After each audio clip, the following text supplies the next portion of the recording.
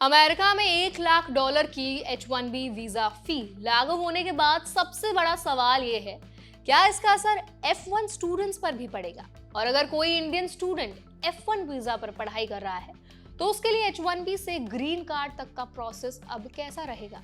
ये सवाल इसीलिए भी जरूरी है क्योंकि हर साल हजारों इंडियन स्टूडेंट्स यूएस में पढ़ाई करने आते हैं और उनमें से ज्यादातर का सपना होता है कि पढ़ाई पूरी करके वहीं जॉब मिले और फिर परमानेंट रेजिडेंसी यानी कि ग्रीन कार्ड तक का सफर तय हो।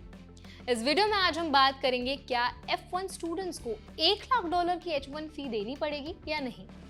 F1 से H1 का जो प्रोसेस है अब कितना मुश्किल हो गया है, H1B से ग्रीन कार्ड तक जाने का स्टेप बाय स्टेप प्रोसेस क्या है और इंडियन स्टूडेंट्स और प्रोफेशनल्स को अब किन बातों का ध्यान रखना चाहिए। आखिर में ऑडियंस के लिए साफ टेक अवेज भी हम बताएंगे कि करियर प्लानिंग में कैसे स्टेप्स लेने हैं जो आपके लिए हेल्पफुल हो सकते हैं। तो वीडियो को अंत तक जरूर देखिएगा। चलिए फिर वीडियो को शुरू कर देते हैं। Hi, my name is Varsha Dubey and watching NBT tech care. सबसे पहले बात करते हैं F1 स्टूडेंट वीजा की। अगर आप F1 वीजा पर हैं यानी आप अभी अमेरिका में स्टडी कर रहे हैं तो सीधे सीधे आपको $1 लाख H1B फी नहीं देनी पड़ेगी। लेकिन इसका मतलब ये नहीं है कि आप सेफ हैं। असली चैलेंज तब आएगा जब आपकी पढ़ाई पूरी होने के बाद आपको जॉब चाहिए और एम्प्लॉयर आपको H1B स्पॉन्सर करेगा। याद रखिए, F1 से H1B का ट्रांजिशन तभी पॉसिबल है जब कोई एम्प्लॉयर आपका H1B फाइल करे। और अब क्योंकि $1 लाख फी लग चुकी है, कई कंपनी सोच समझकर ही स्टूडेंट्स को हायर करेंगी। यानी अगर पहले एम्प्लॉयर्स कई इंटरनेशनल स्टूडेंट्स को मौका देते थे, अब शायद वो कम हो जाए। इसका मतलब ये हुआ कि इंडियन स्टूडेंट्स के लिए कंपटीशन और भी टफ हो जाएगा। अब बात करते हैं प्रोसेस की। जब आप F1 वीजा पर पढ़ाई खत्म करते हैं तो आपके पास OPT यानी कि ऑप्शनल प्रैक्टिकल ट्रेनिंग का ऑप्शन होता है।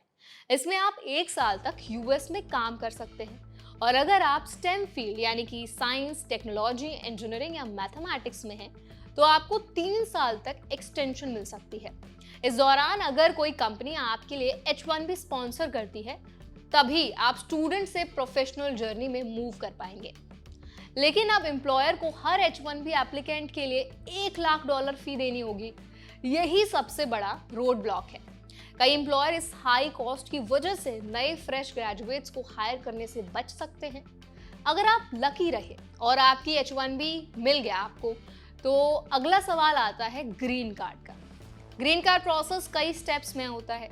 सबसे पहले एम्प्लॉयर को PERM लेबर यानी सर्टिफिकेशन फाइल करना पड़ता है, जिससे प्रूफ होता है कि उस जॉब के लिए कोई क्वालिफाइड अमेरिकन वर्कर अवेलेबल नहीं है।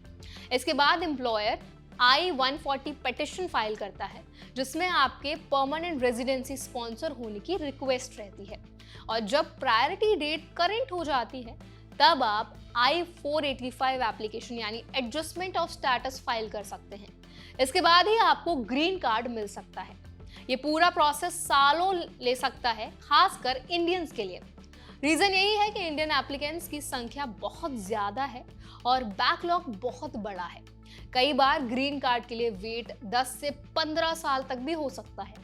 अब सबसे बड़ा सवाल है, इंडियन स्टूडेंट्स और प्रोफेशनल क्या करें? सबसे पहले अगर आप F1 पर हैं तो आपको अपनी पढ़ाई के दौरान ही क्लियर स्ट्रैटेजी बना लेनी चाहिए। सिर्फ पढ़ाई पूरी करना काफी नहीं है।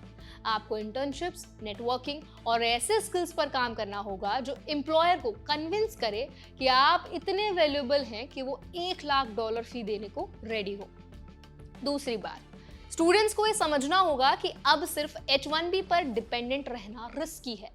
आपको ऑल्टरनेटिव वीजास जैसे कि L1 इंट्रा कंपनी ट्रांसफर या O1 एक्स्ट्रा ऑर्डिनरी एबिलिटी पर भी रिसर्च करनी चाहिए।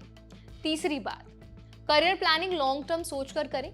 अगर आपका गोल सिर्फ शॉर्ट टर्म जॉब एक्सपीरियंस लेना है तो OPT ही काफी हो सकता है। लेकिन अगर आपका लक्ष्य यूएस में सेटल होना है तो आपको हर स्टेप पहले से प्लान करना होगा। इंडियन गवर्नमेंट ने भी इस फी हाइक को लेकर चिंता जताई है और कहा है कि इससे फैमिलीज पर ह्यूमैनिटेरियन इम्पैक्ट पड़ेगा। लेकिन ग्राउंड रियलिटी यही है कि जब तक यूएस एडमिनिस्ट्रेशन कोई रिलीफ नहीं देता, स्टूडेंट्स और प्रोफेशनल्स को खुद ही ज्यादा केयरफुल रहना होगा। इसीलिए अननेसेसरी ट्रैवल अवॉइड करें, एम्प्लॉयर से लीगल अपडेट्स लेते रहें और हर स्टेप पर सही इंफॉर्मेशन वेरीफाई करें। पैनिक करने की बजाय प्रैक्टिकल स्ट्रैटेजी बनाना ही सबसे ज्यादा बेहतर तरीका है। अब ऑडियंस के लिए टेक अवे यही है इस पूरी वीडियो का कि F1 स्टूडेंट को डायरेक्ट $1,00,000 फी नहीं देनी होगी, लेकिन उनकी जॉब प्रोस्पेक्ट्स पर इसका असर जरूर पड़ेगा। एम्प्लॉयर सब सोच समझकर हायर करेंगे और ग्रीन कार्ड तक का सफर पहले से ज्यादा टफ होगा। इसीलिए इंडियन स्टूडेंट्स को एक्स्ट्रा तैयारी करनी होगी, चाहे वो स्किल्स की हो, नेटवर्किंग की हो या वीजा ऑल्टरनेटिव्स की। तो इस पूरे मुद्दे पर आप क्या राय रखते हैं, आपका क्या ओपिनियन है, हमें कमेंट सेक्शन में जरूर बताएं। अगर आप चाहते हैं कि हम ऐसी और भी वीडियोस बनाएं, कोई टॉपिक आपके मन में है तो वो भी आप हमें कमेंट सेक्शन में बता सकते हैं। और ऐसे और भी वीडियोस के लिए, अपडेट्स के लिए हमारा चैनल NBT Tech Ed को जरूर सब्सक्राइब करें।